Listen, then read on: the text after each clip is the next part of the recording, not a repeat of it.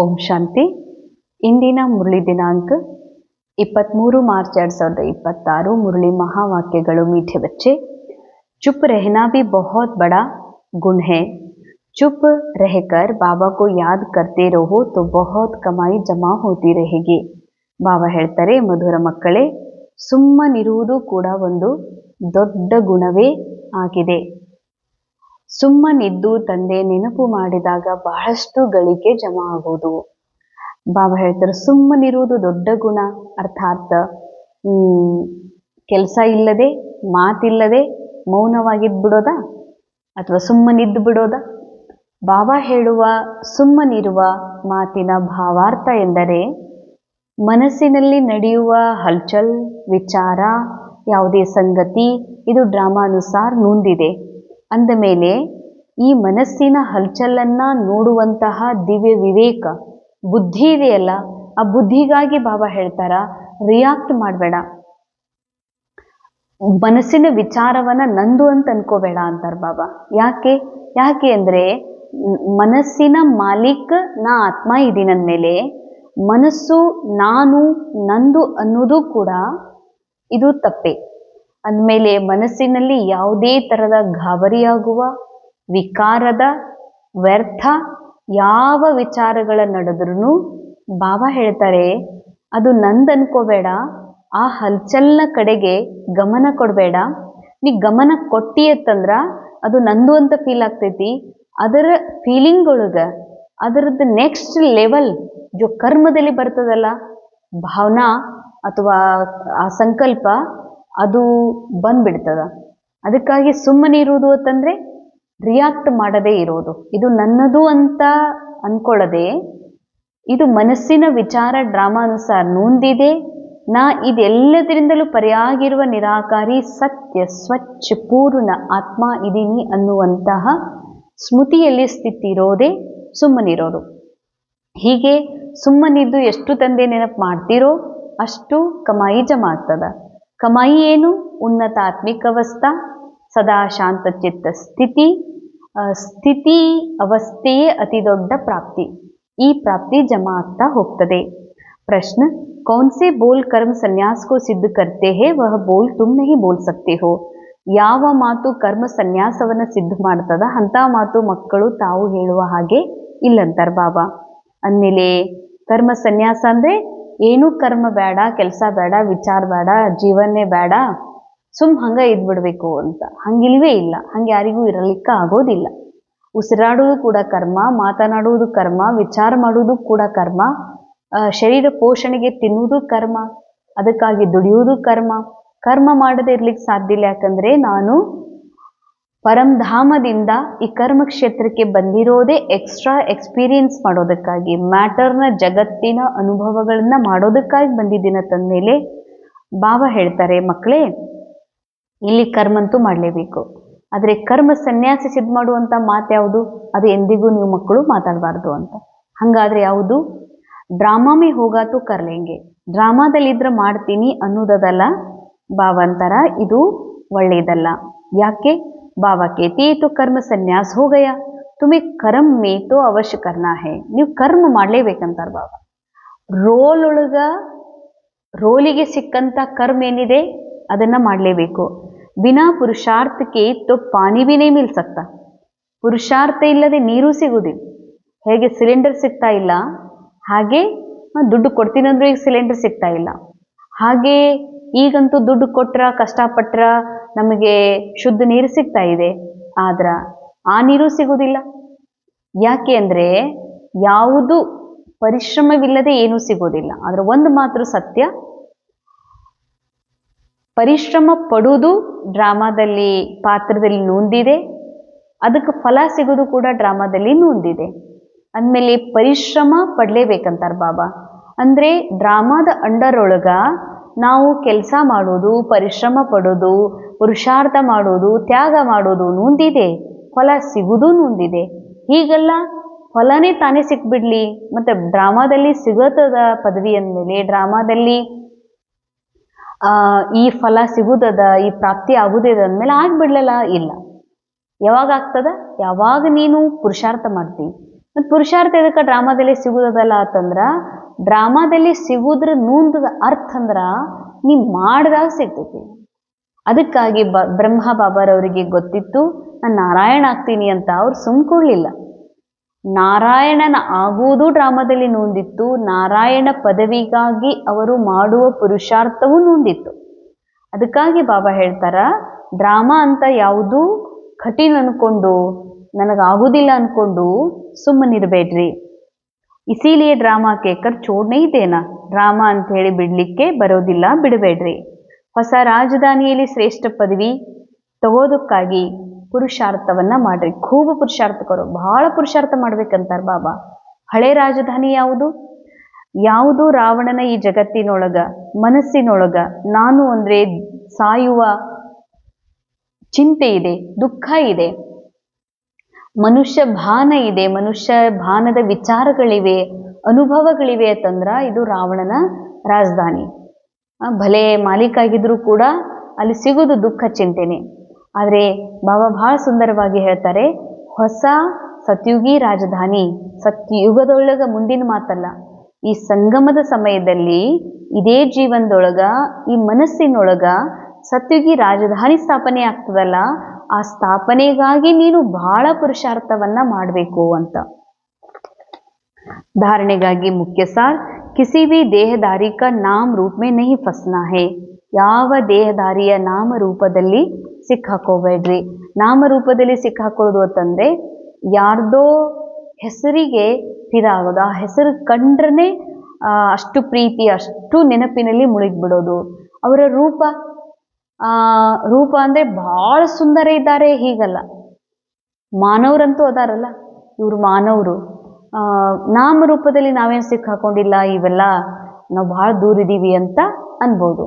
ಆದರೆ ನಾಮ ರೂಪ ಕೇವಲ ಒಬ್ಬ ಸ್ತ್ರೀಗೆ ಯಾವುದೋ ಪರಪುರುಷನಿಗೆ ಯಾವುದೋ ಪರಸ್ತ್ರೀಯ ಮಾತಲ್ಲ. ನಾಮರೂಪ ಅಂದ್ರೆ ಸ್ವತಃ ಮಗಳೇ ಅದಾಳ, ಮಗನೇ ಅದಾನ, ಸ್ವಂತ ಪತಿ ಪತ್ನಿನೇ ಅದಾರ, ಅಪ್ಪ ಅದಾರ, ಅಮ್ಮ ಅದಾರ, ಯಾರೇ ಇರಲಿ ಅವ್ರ ಮನುಷ್ಯರೇ.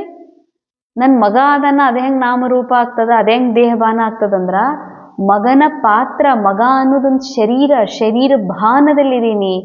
ಅವರ ರೂಪದಲ್ಲಿ, ಅವರ ಗುಣದ, ಅವರ ಒಂದು ಪಾತ್ರದೊಳಗ, ಪಾತ್ರದ ವಿಶೇಷತೆಯೊಳಗ, ಆ ಪಾತ್ರದ ಇಟ್ಟ ಹೆಸರಿನೊಳಗ ಈ ಮನಸ್ಸು ಅಷ್ಟು ಅಟ್ಯಾಚ್ಡ್ ಆಗ್ತದತ್ತಂದ್ರ, ಅವ್ರಂದ್ರೆ ಅಷ್ಟು ಸೇರ್ತದತ್ತಂದ್ರ ಬಾಬಾ ಹೇಳ್ತಾರ ಇದು ಬಹಳ ಹಾನಿ ಮಾಡ್ತದ.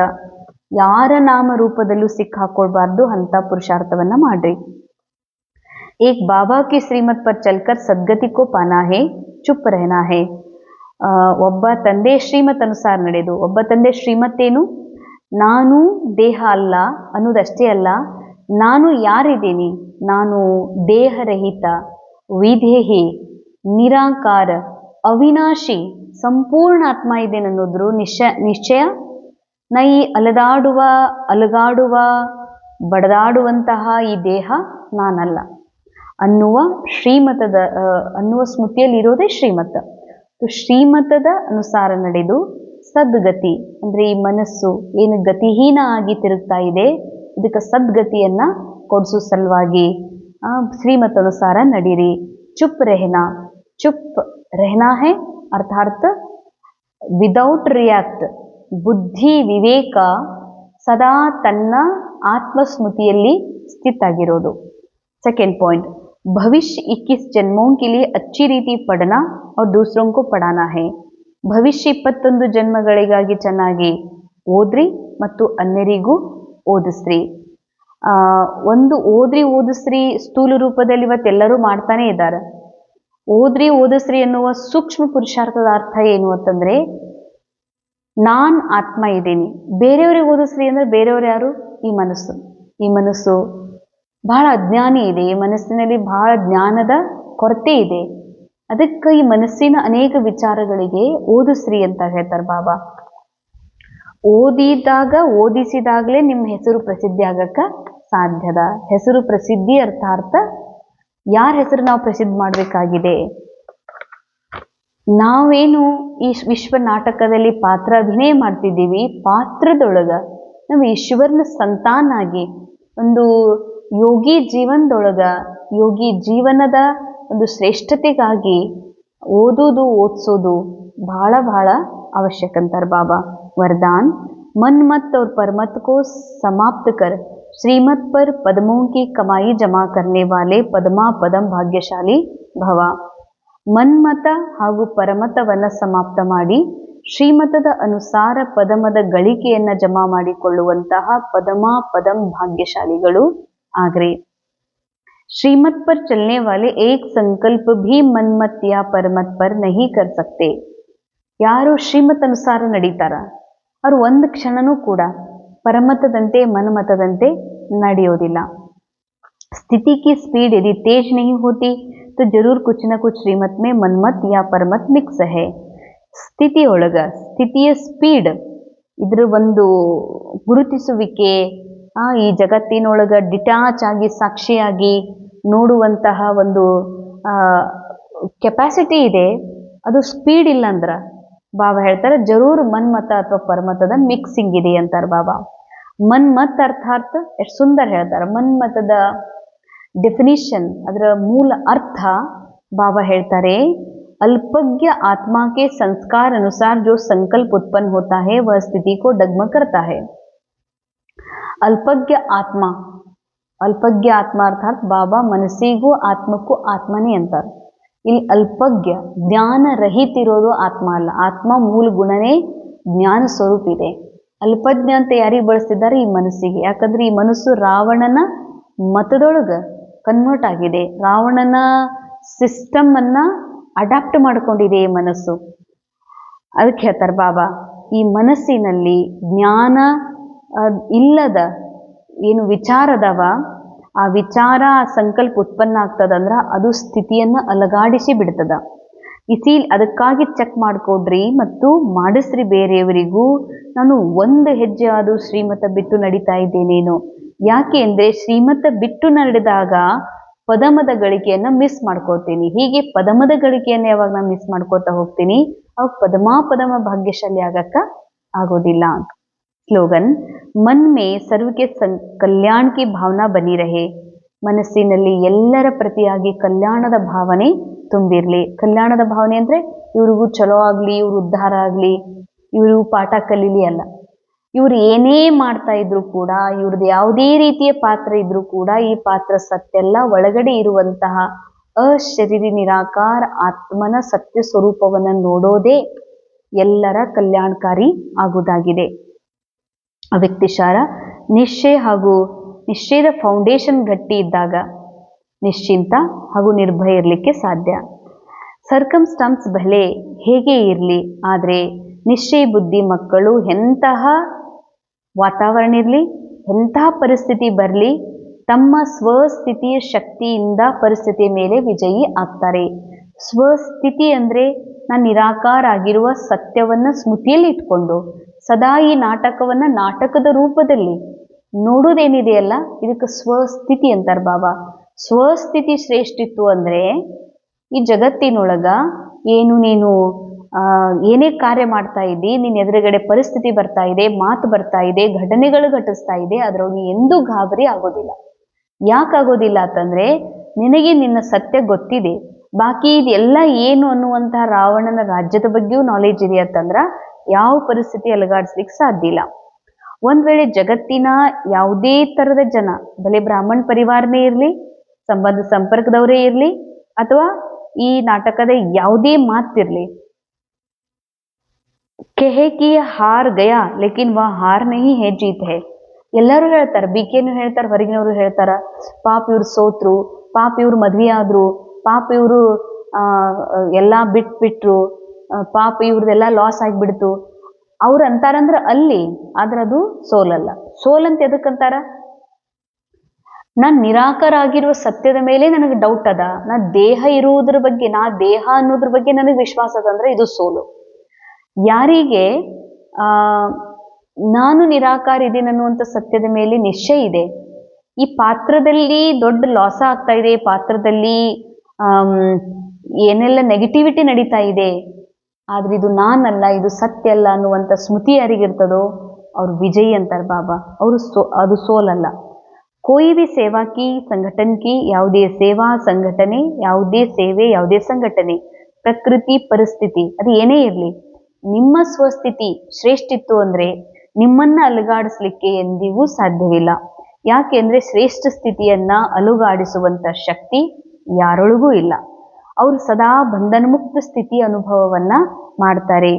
ಈ ಬಂಧನದಿಂದಲೂ ಮುಕ್ತಿವನು ಅಂದ್ರ ಬಾಬಾ ಅಂತಾರ, ಯಾವ್ದಾದ್ರೂ ಮಾತು, ಯಾವ್ದಾದ್ರೂ ಪರಿಸ್ಥಿತಿ, ಯಾವ್ದಾದ್ರೂ ಸೇವಾ, ಯಾವ್ದಾದ್ರೂ ವ್ಯಕ್ತಿ ನಿನಗೊಂದ್ ಸ್ವಲ್ಪ ಅಲಗಾಡಿಸ್ತಾನ, ನೀವು ಸ್ವಲ್ಪ ಭಯಭೀತ ಆಗ್ತಿ, ನೀ ಏನೋ ಹೆಂಗಪ್ಪ ಏನ್ ಮಾಡ್ಲಿ ಅಂತ ಅನ್ಕೋತಿಯತ್ತಂದ್ರ ಇದಕ್ ಬಂಧನ ಅಂತಾರ. ಭಯದೊಳಗ ಅದಾರತ್ತಂದ್ರ ಬಂಧನ, ಚಿಂತೆಯೊಳಗ ಅದಾರಂದ್ರ ಅವ್ರ ಬಂಧನ. ಭಲೆ ಎಲ್ಲರಿಂದ ಬೇರೆಯಾಗಿ ಸ್ವತಂತ್ರ ಇದೀನಿ ಅಂತ ಅನ್ಕೊಳ್ಬಹುದು, ಆದ್ರ ಚಿಂತೆಯೊಳಗಿರೋರು ಬಂಧನದಲ್ಲಿ ಇರೋರೆ, ದುಃಖದಾಗ ಅದಾರಂದ್ರ ಬಂಧನದೊಳಗ, ಗಾಬರಿ ಆಗ್ತಾರತ್ತಂದ್ರ, ಭಯ ಪಡ್ತಾರತ್ತಂದ್ರ ಅವರು ಭಯದ ಬಂಧನದೊಳಗ ಅದಾರ. ಅದಕ್ಕಾಗಿ ಬಾಬಾ ಹೇಳ್ತಾರೆ ಬಂಧನ ಮುಕ್ತರು ಆಗ್ರಿ. ಓಂ ಶಾಂತಿ. ನಾನು ನಿರಾಕಾರಾತ್ಮ ಈ ವಿಶ್ವ ನಾಟಕದಲ್ಲಿ, ಈ ನಾಟಕದ ಮನರಂಜನೆಯ ಅನುಭವ ಮಾಡೋದಕ್ಕಾಗಿ ಬಂದಿರುವೆ. ಇಲ್ಲಿ ವಿಭಿನ್ನ ರೀತಿಯ ದೃಶ್ಯಗಳು, ವಿಭಿನ್ನ ರೀತಿಯ ಪರಿಸ್ಥಿತಿಗಳು, ವಸ್ತುಗಳು ಸದಾ ಈ ನಾಟಕದ ದೃಶ್ಯದಲ್ಲಿ ಕಾಣ್ತಾನೆ ಇರ್ತವೆ. ಈ ನಾಟಕದ ಪರದೆಯ ಮೇಲೆ ಅನಂತ ವಿರಾಟ ಲೀಲೆ ನಡೀತಾ ಇದೆ. ಯಾವುದೇ ದೃಶ್ಯದಲ್ಲೂ ಕೂಡ ನಾನು ಸ್ಥಿರ, ಏಕಾಗ್ರವಾಗಿ ಏಕರಸ ಸ್ಥಿತಿಯಲ್ಲಿ ಸ್ಥಿತವಾಗಿದ್ದೇನೆ. ಯಾಕೆಂದರೆ ನನಗೀಗ ಅರ್ಥವಾಗಿದೆ, ನಾನು ದೇಹವಲ್ಲ, ನನಗೆ ಅಂತ್ಯವಿಲ್ಲ, ನಾನು ನಿರಾಕಾರಿ ಸತ್ಯವಾಗಿದ್ದೇನೆ. ಇದೆಲ್ಲವೂ ಕಣ್ಣಿಗೆ ಕಾಣುತ್ತಿರುವುದು, ನೋಡುತ್ತಿರುವುದು ಕೇವಲ ನಾಟಕ ಮಾತ್ರ. ಓಂ ಶಾಂತಿ.